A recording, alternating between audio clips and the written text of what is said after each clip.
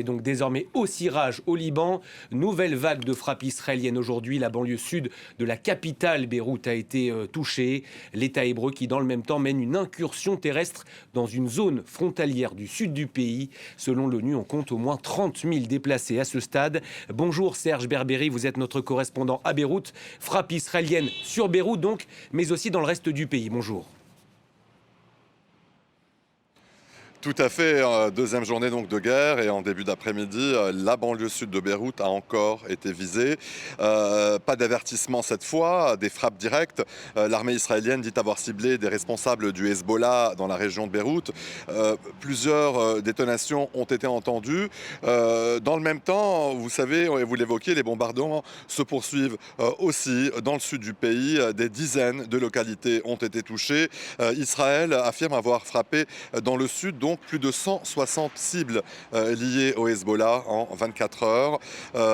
Autre évolution majeure, le terrain, le ministre israélien de la Défense a donné son feu vert pour une avancée dans la zone frontalière. L'armée israélienne annonce donc qu'elle étend sa présence. Elle parle désormais d'une zone tampon. Son porte-parole explique que les troupes ont progressé, qu'elles contrôlent désormais des hauteurs stratégiques et qu'une zone de sécurité est en cours de mise en place le long de la frontière. Et cela change la nature du conflit. Vous savez, il faut le rappeler, depuis le cessez-le-feu, Israël maintenait déjà au moins 5 positions stratégiques en territoire libanais. Et aujourd'hui, il est donc question d'un périmètre plus large, d'un contrôle plus étendu. Et le Hezbollah, lui, continue ses tirs de missiles, de drones en direction du nord d'Israël. Le Hezbollah affirme qu'il riposte et que les frappes israéliennes ne peuvent pas rester, selon lui, sans réponse. Serge, la population libanaise craint-elle désormais une opération israélienne terrestre de grande ampleur ?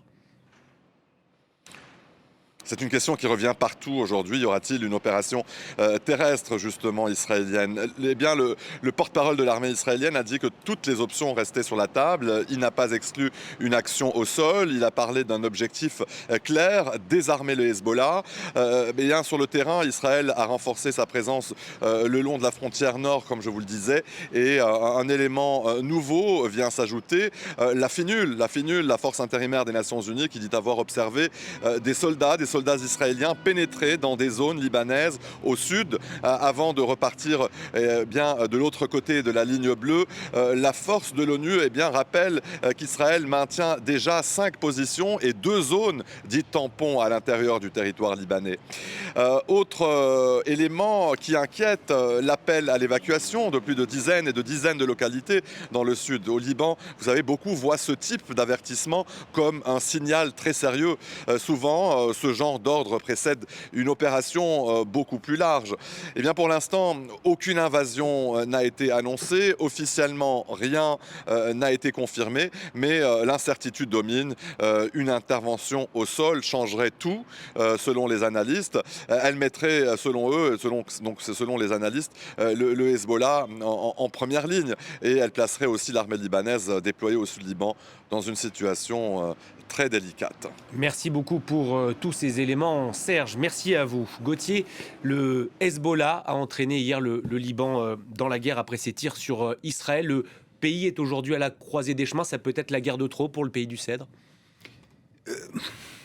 Le Liban, depuis pas mal de décennies, et de par son organisation aussi institutionnelle, est presque automatiquement le jouet de la faction ou de la fraction politique qui sera la plus forte. Et depuis des décennies, c'est le Hezbollah. Alors, pour une raison simple, c'est que le Hezbollah s'est paré, entre autres, à raison et entre autres à tort, de l'aura du phare de la résistance anti-israélienne, de l'organisation ou même du pan de la société libanaise qui avait réussi à se rebeller contre l'invasion paix en Galilée, comme appelaient cela les Israéliens, et l'occupation et même le retrait israélien du sud Liban. Eh bien, le Hezbollah s'en est attribué la paternité. Créé par la main de Téhéran, on le rappelle. Alors, entièrement.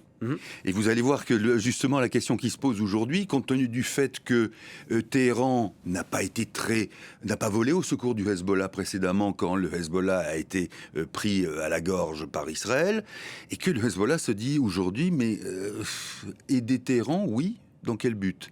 Parce que le dilemme pour une organisation comme le Hezbollah, c'est à la fois de survivre pour dire nous sommes au fond les Libanais légitimes, c'est un peu ça que dit le Hezbollah, et en même temps de ne pas aller trop loin, parce que si ils vont trop loin, non seulement eux peuvent disparaître, mais surtout le Liban.